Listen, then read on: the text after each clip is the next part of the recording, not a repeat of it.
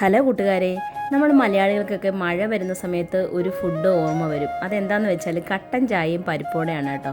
നമ്മുടെ നല്ല മൊരിഞ്ഞ പരിപ്പോടെയും കുറച്ച് കട്ടൻ ചായയും കിട്ടിയാൽ മഴയത്ത് കഴിക്കാൻ നല്ല സുഖമായിരിക്കും അല്ലേ. അപ്പോൾ നമ്മുടെ നാടൻ കേരള സ്റ്റൈൽ നല്ല മൊരിഞ്ഞ പരിപ്പോടെ തയ്യാറാക്കിയല്ലോ. അപ്പോൾ നേരെ വീട്ടിലേക്ക് പോവാം.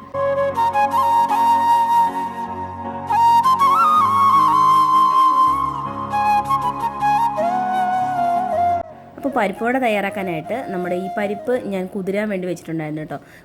കുതിർക്കാൻ ഇട്ടാൽ മറന്നു പോയാലും കുഴപ്പമില്ല. ഒരു അരമണിക്കൂർ നല്ല ചൂടുവെള്ളത്തിൽ ഈ പരിപ്പ് കുതിർക്കാൻ ഇട്ടാൽ നമുക്ക് കറക്റ്റായിട്ട് കിട്ടും കേട്ടോ. അപ്പോൾ നേരത്തെ തന്നെ കുതിർക്കാൻ ഇടണമെന്നൊന്നുമില്ല. അരമണിക്കൂർ നല്ല ചൂടുവെള്ളത്തിൽ ഇട്ടാലും മതി. അപ്പോൾ കുതിർക്കാൻ വേണ്ടി വെച്ചതിന് ശേഷം നല്ലതുപോലെ കഴുകിയെടുത്തിട്ടുണ്ട്. കഴുകിയെടുത്തതിന് ശേഷം ഇതൊന്ന് നമുക്ക് അരച്ചെടുക്കണം കേട്ടോ. നമ്മൾ പരിപ്പോടയ്ക്കകത്ത് ഇതിപ്പോൾ ഞാൻ കുറച്ച് മാറ്റി വയ്ക്കുന്നത് ഒരു 1/4 കപ്പ് കുറച്ച് ഞാൻ ഫുള്ളായിട്ടുള്ള കുറച്ച് പരിപ്പ് മാറ്റി വയ്ക്കുന്നുണ്ട് കേട്ടോ. അത് നമുക്ക് ലാസ്റ്റ് എടുക്കാം. അതിനുശേഷം ഇത് നമുക്ക് അരച്ചെടുക്കാൻ വേണ്ടിയുള്ള സാധനങ്ങൾ കുറച്ച് നല്ല ജീരകം വെച്ചാൽ വലിയ ജീരകം. അതിനുശേഷം കുറച്ച് ക്രഷ്ഡ് ആയിട്ടുള്ള കുറച്ച് ഉണക്കമുളക് എടുത്തിട്ടുണ്ട്. ഒരു 4, 5, 6 വെളുത്തുള്ളി എടുത്തിട്ടുണ്ട് കേട്ടോ. ഇപ്പം ഉണക്കമുളക് ക്രഷ് ചെയ്തില്ലെങ്കിൽ നമുക്ക് മൊത്തത്തിൽ ഉണക്കമുളക് ഇട്ടാൽ മതി. അതൊന്ന് ക്രഷ് ചെയ്തെടുത്താൽ വേണ്ടി കേട്ടോ.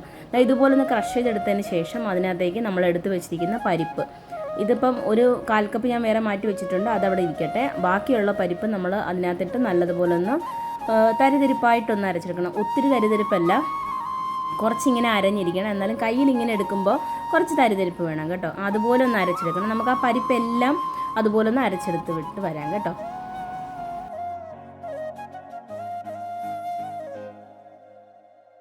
അപ്പോൾ ആ പരിപ്പെല്ലാം അരച്ചെടുത്തിട്ടുണ്ട്. ഇനി ലാസ്റ്റ് ഞാൻ എടുത്ത് വെച്ചിരുന്ന ആ 1/4 കപ്പ് പരിപ്പുണ്ടല്ലോ, അത് മിക്സി ജാറിലോട്ട് ഇടുക. അതിനകത്തേക്ക് ഒരു 7, 8 ഉള്ളി ഇട്ട് കൊടുക്കുക. 2 പച്ചമുളകും കൂടി ഇട്ട് കൊടുക്കുക.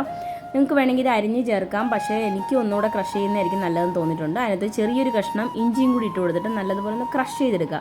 ഇത് നല്ലതുപോലെ അരഞ്ഞു പോകരുത് കേട്ടോ. ഇതുപോലെ ഫുള്ളായിട്ട് കുറച്ചൊക്കെ പരിപ്പ് ഇങ്ങനെ മുഴുവനായിട്ട് തന്നെ ഇരിക്കണം. ഒരുപാട് ഇതായിട്ട് ഒറ്റൊരു അടി മിക്സിയിൽ അടിച്ചാൽ മതി കേട്ടോ.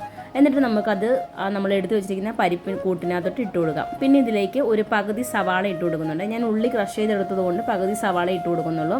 പിന്നെ വേണ്ടത് ഇതാണ് കറിവേപ്പിലയാണ്. അത് കുനുകുനാന്ന് അരിഞ്ഞെടുത്തതാണ്. പിന്നെ കുറച്ച് കായപ്പൊടി, കുറച്ച് ആവശ്യത്തിനുള്ള ഉപ്പ്, ഇതെല്ലാം കൂടി നല്ലതുപോലെ ഒന്ന് കൈകൊണ്ട് മിക്സ് ചെയ്തെടുക്കുക.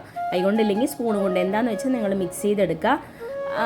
അതിനുശേഷം ഇതുപോലെ ഉരുളകളാക്കി ഞാൻ മാറ്റി വയ്ക്കുന്നുണ്ട് കേട്ടോ. ഇങ്ങനെ വെക്കുന്ന എന്തിനാന്ന് വെച്ചാൽ നമ്മൾ എണ്ണ നല്ലപോലെ ചൂടായിരിക്കുന്ന സമയത്ത് നമുക്ക് പെട്ടെന്ന് ഉരുളയാക്കി പരത്തിയൊക്കെ എടുക്കുന്ന സമയത്ത് നമ്മൾ എണ്ണ നല്ലപോലെ ചൂടായി പോകുക. അതുകൊണ്ടാണ് ഞാൻ ആദ്യമേ ഇതുപോലെ ഉരുളകളാക്കി വെച്ചതിന് ശേഷമാണ് എണ്ണ ചൂടാക്കാൻ വേണ്ടി വയ്ക്കുന്നത് കേട്ടോ.